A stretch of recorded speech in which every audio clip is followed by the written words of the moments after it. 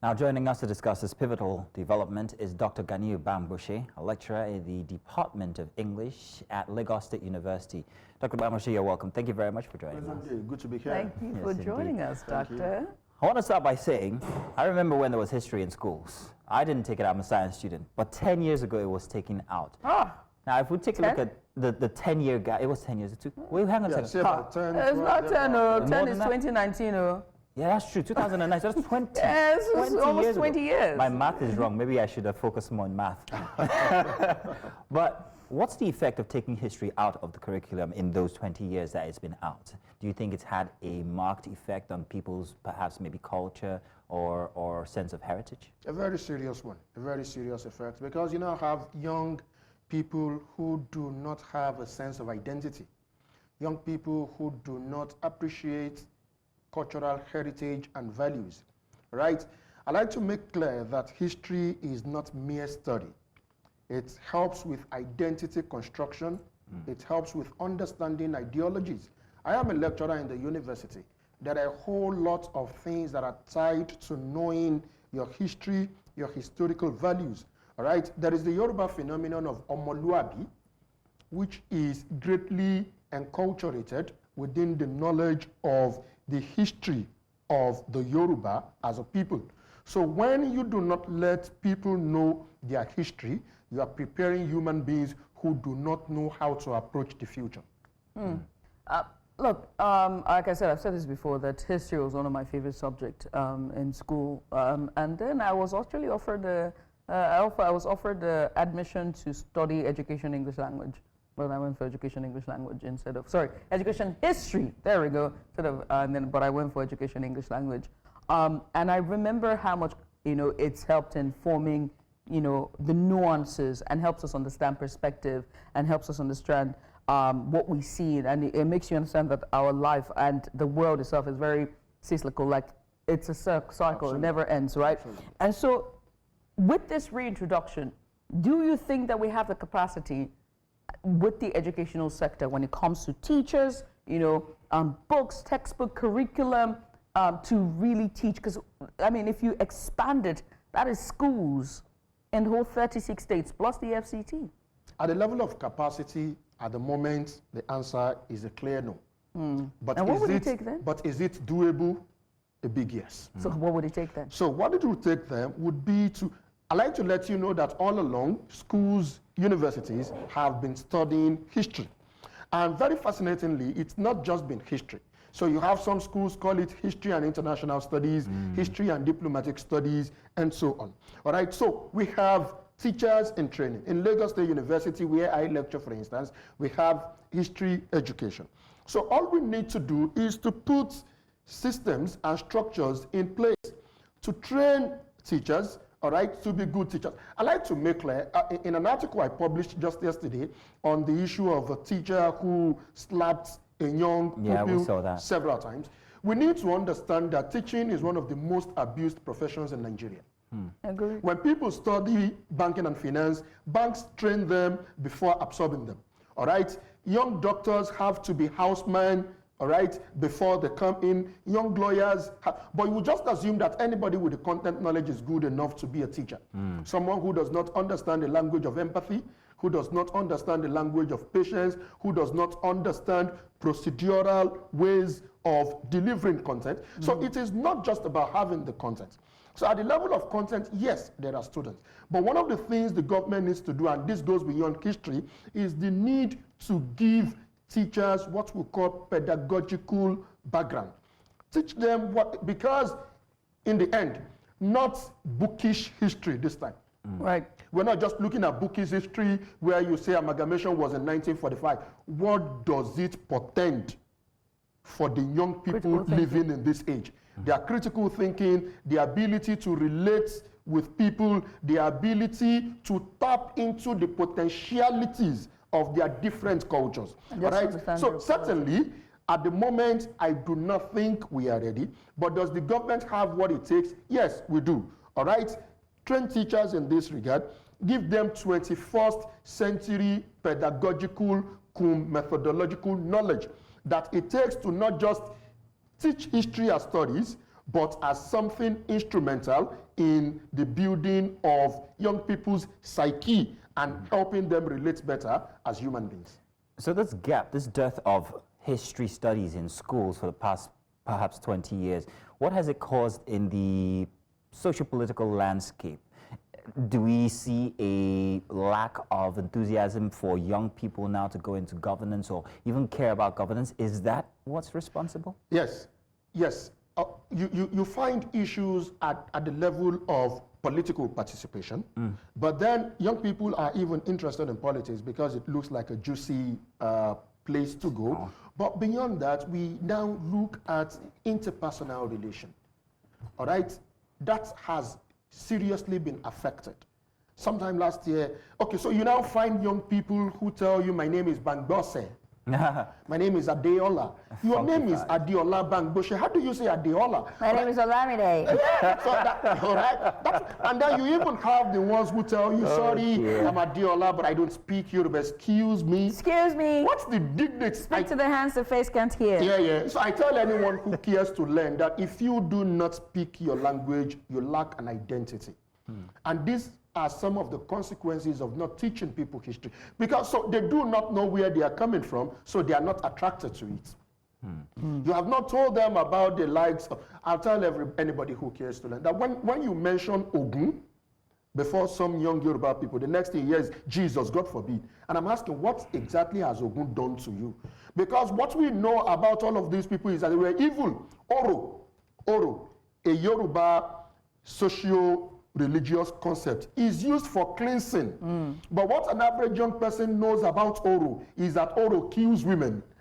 So there is a need for us to understand what we have got. Just okay. So for example, one last one. Right. DNA now seems like a very new thing, Right. and seems like it is completely European, modern, and so on. But the Elijah people will throw their young kids in the water, and if such child is not a bastard, the water brings him back.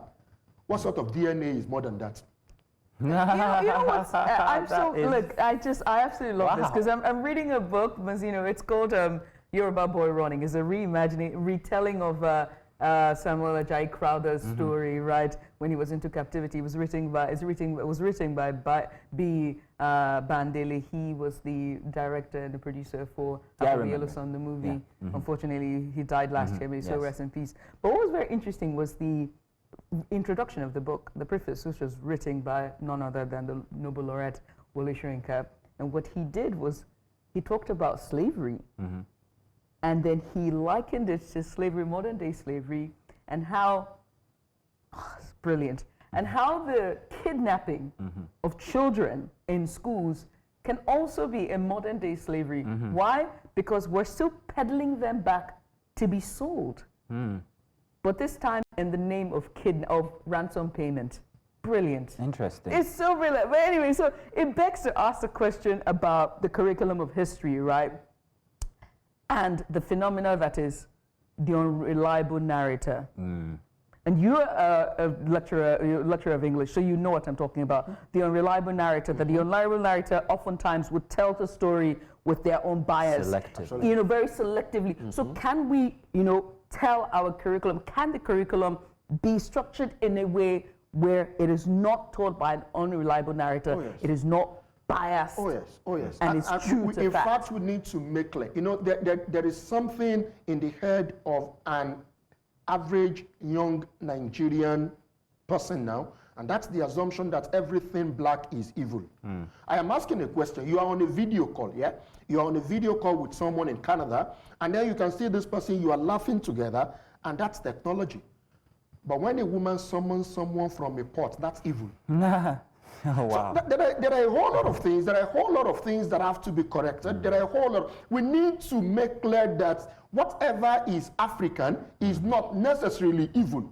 Whatever is African is not necessarily barbaric. It's demystify it. So it is assumed that Baron de Montesquieu introduced the idea of separation of power to us. Meanwhile, he's not the one. I mean, in the old Oyo Empire, you had the Alaafin of Oyo, you had the Alaafin of Oyo with the Otuefa, Osiefa, Onoefa, making up the executive. You had the Oyomesi, making up the legislature, and then you had the Ogboni group, making up the judiciary. How did he introduce separation of powers For God's sake. Okay, so now you would say, and that's about the unknown narrator who will narrate the story to suit them. Now we were told that Mungo Park discovered. Isn't that ridiculous? People had been living in that riverine area before his own grandfather was probably born. How would you discover where human beings were living? Do you discover a settlement? You arrive there. So shall we make something clear? The problem in Nigeria has never been underdevelopment. The problem has always been that we have always been under-recorded. We have always been under-recorded. And I'll return to my most important point. You see, reintroducing history is not the complete solution. We now have to be strategic in its teaching, such that this time around, it is not just to know that Efuntoye Tinubu was a Lagos businesswoman. What can be taken from her virtues? What lessons can be learned from her economic breakthroughs? So we have to teach this content this time around in a way that it applies to real life. You know, you studied English language. Yes, I When did. I teach my students these days, I tell them that we are simply made to memorize a whole lot of things growing up. And that is the name of any person, animal, place, or thing. A verb is an action word, or a doing. A pronoun is a word instead of a. So we read these things like we're slightly reading poems. Trauma. So we have to make it more pragmatic. That's the word. Not just history as a study this time around. Right. Not history as a study. Yeah, go ahead. Go Okay. ahead. I have an argument from the other side, and I'm going to play devil's advocate here. Some people have argued that the reintroduction of history into our curriculum is actually going to be a seed that's been that we've struggled with from before, where people start to be divided based on culture, tribe, or religion. Right. That if we reintroduce this, instead of making Nigeria a global, just a unit, it's going to divide us further. Now, that's not my argument. I'm putting it to you as... But then, without teaching history, does that make us one? What you call Nigeria is an undue conglomeration of independently existing nations put together in the interest of the colonialist. Teach history or do not, we are not one. We are just trying to foster that national cohesion. It is an imagined situation that we all are doing our best to cope with. But taking away the truth does not exactly help you achieve the unity. Whether you like it or not, I am first a Yoruba before I'm a Nigerian. And that's why we are arguing for regionalism. That does not mean the Igbo person is my enemy. But you tell me, if you were a Hausa person, would you give the job to a Yoruba before your Hausa townsman? It's a natural phenomenon. Everybody, affiliations Let me have pause you there. stages. Let me bring this from looking at children play, Okay. for instance. Current children, my daughter is 9 years old, and when I see her play with her peers, I don't see her say, oh, this person is from here, there, or there. They have no sense of it at all. I, however, born in the 80s, I have a moderate sense of where are you from? Oh, you're my brother, even if I do not use it to my advantage or disadvantage of anybody else. Now, my parents have a very strong hold on culture and tribe. In fact, I dare say tribalism, because they were implanted with this idea that, oh, a Yoruba person is more than just your brother. He's this, and if you find somebody from another tribe, your Yoruba brother comes first. So you can see the difference in how we're transcending through a gradient of Different generations. different and how generation, their cultural perception representation, and perception of what makes tribe. us What one makes us one Nigeria or Nigeria. a unit of Nigeria. So you get where that argument comes from Yeah, I regarding get it. the fact that It's quite clear. What I am saying is that all of these that you have talked about, the national cohesion, the unity, the patriotism, National the orientation. oneness, the national orientation, all of these can still be achieved. So do you want to promote the Nigerian socio-political reality at the expense of losing the an ethnic? identity? You know, sometimes it's about the terminology. So maybe we do not talk about being tribalistic. We say ethnic orientation. All right, so I understand we want to grow Nigeria as one. Right. Is that enough reason to now, I do not want to say kill, suppress my Yoruba identity? I am thinking these things can run simultaneously. That's my argument. Right. You do not need to kill the ethnic consciousness as a way of promoting the national cohesion. So how do I... Yeah, and Go ahead. and I think I think that's where the education sector needs to double down on on Narrative? the citizenship education. Different things take care of different things. Okay, so there is social studies, yeah, social there studies, is civic education. All of these courses take care of the national cohesion and so on. And there's also the National Orientation Agency as well. Absolutely. You know that, I mean, because, you know, early 2000s, late 90s, there was shows on television, the Nigeria Television Corporation Authority, that was syndicated nationwide, that was about propelling the unity and national... Do you remember the one of the masquerades? what was it called the Village Masquerade? No. It was New a, Masquerade? no.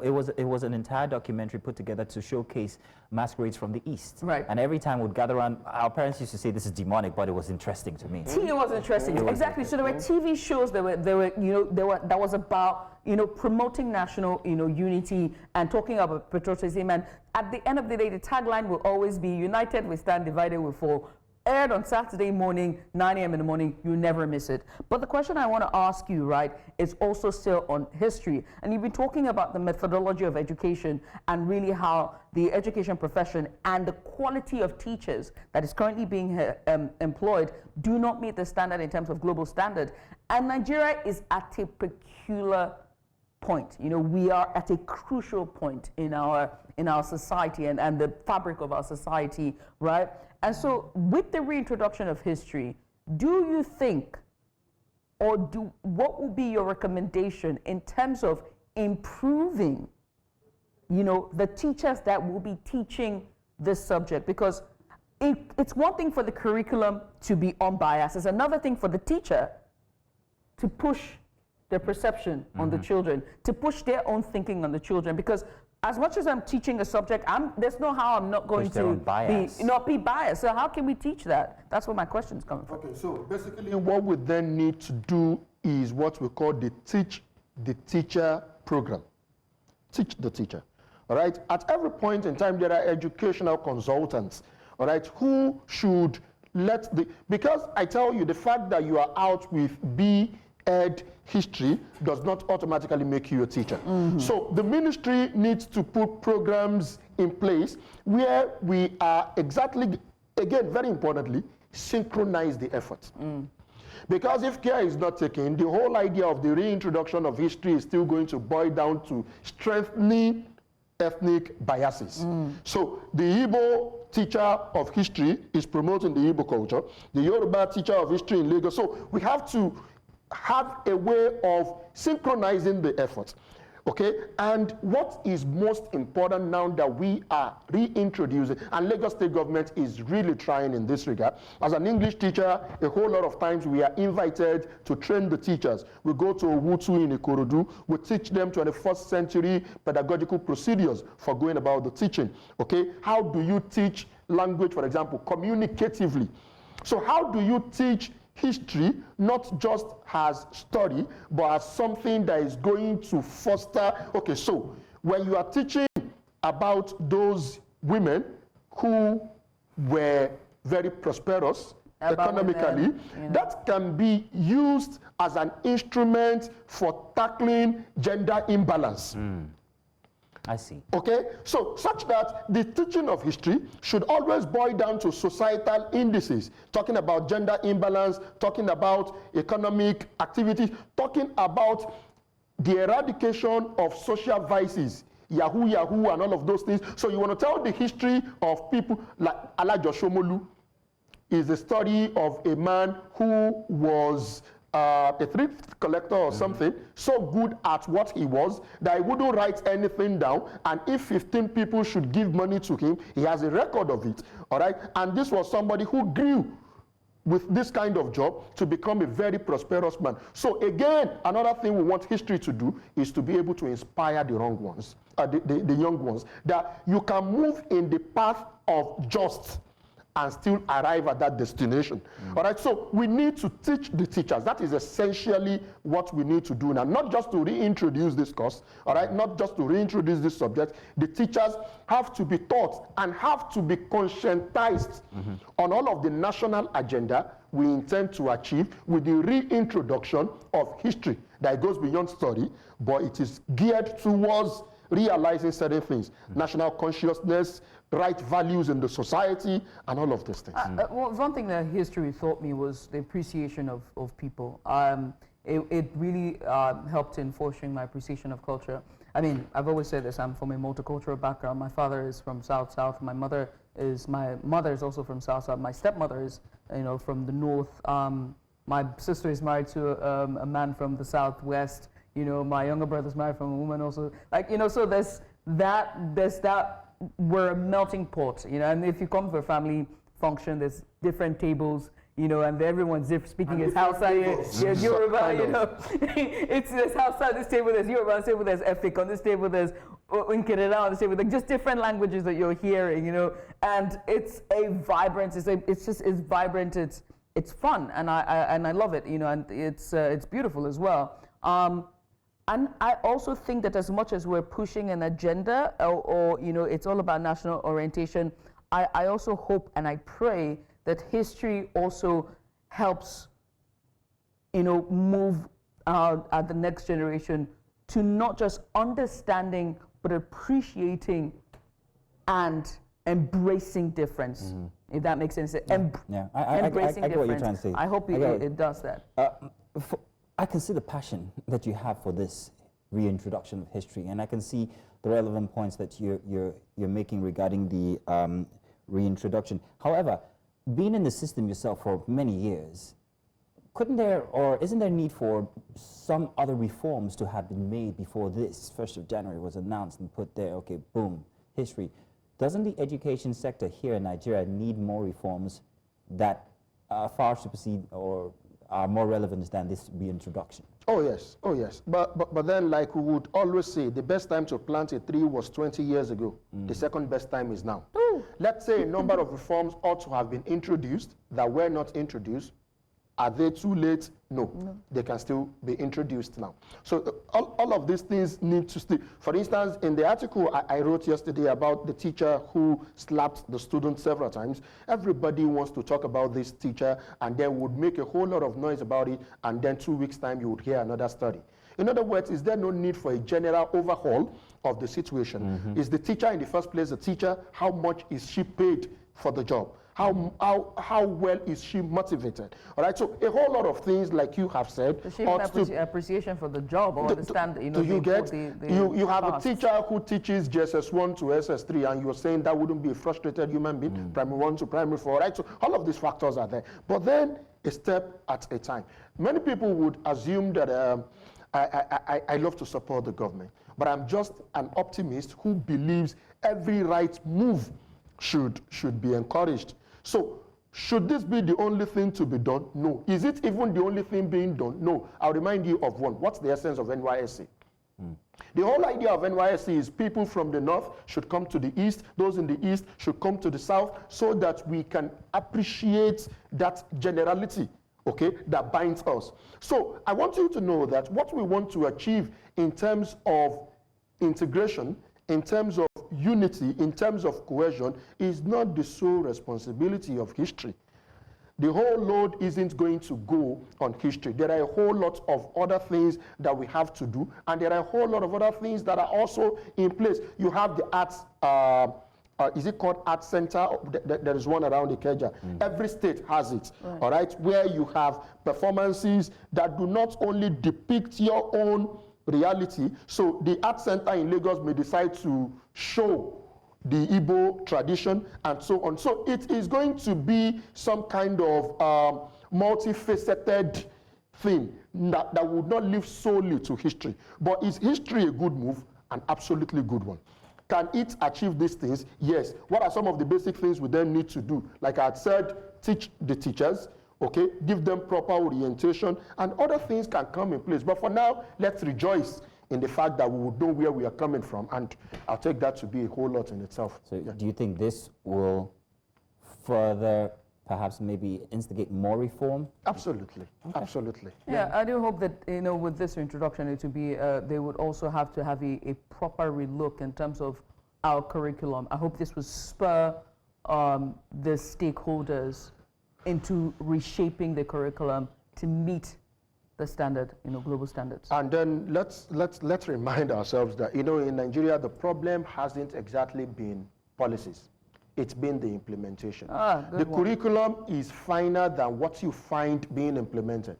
For example, as someone who studied education, that the language of the immediate environment should be used to teach young people from primary 1 to primary 3. Right. So you should not even be taught in English until you are in primary 4. But I ask you, would you even put your own daughter in a school where your own language is spoken from primary 1 to primary 3? If you would, how many Nigerians would? So it has never been about the availability of policies. It has been about the implementation of those policies. So one thing we need to plead with the government is that Yoruba would say, it is not to start. You have to see it through. It is important that when these policies are in place, we implement them. Do we even know the meaning of basic 9? Do we know why it was 6334? Do you know compulsory education ends in GSS 3? That's why it's called basic 9.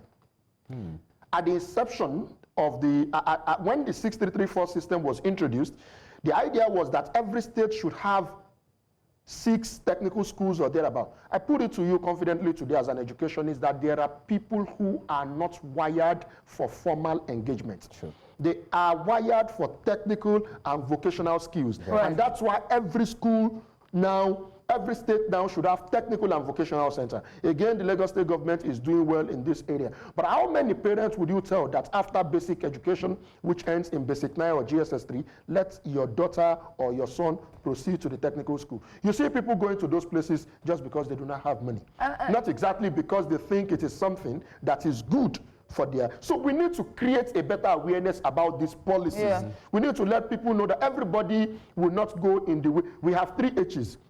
The head, the hand, and the heart, called the cognitive domain, the psychomotor domain, and the affective domain. Some people would function very well in the cognitive domain. Like I am talking now, I may not be able to do so much with my hand, but when it comes to contributing to discussions and thinking things through, I can't. There are people who do not use, they do not talk much. Just put the whole thing down, let's couple it. When you now want such person to go and study banking and finance, you are making a mess of a destiny. And I think that also boils down to our cultural perception of what's really happening, because I feel like as much as we were asking for all of this introduction, we also need to ask our state. We also need to ask. We also need to talk to those who are in charge of national orientation to start to push the agenda for saying that the dichotomy of whether it's vocational skills, whether it's technical skills, they are still very much important and they contribute hugely to our society. Bamgbose, many thanks for coming on. Appreciate you for doing this. Thank you for just coming on and giving us a bit of insight. You gave us a lecture. You didn't, I enjoyed this. I love it so much. Thank you so much. Such an insightful conversation.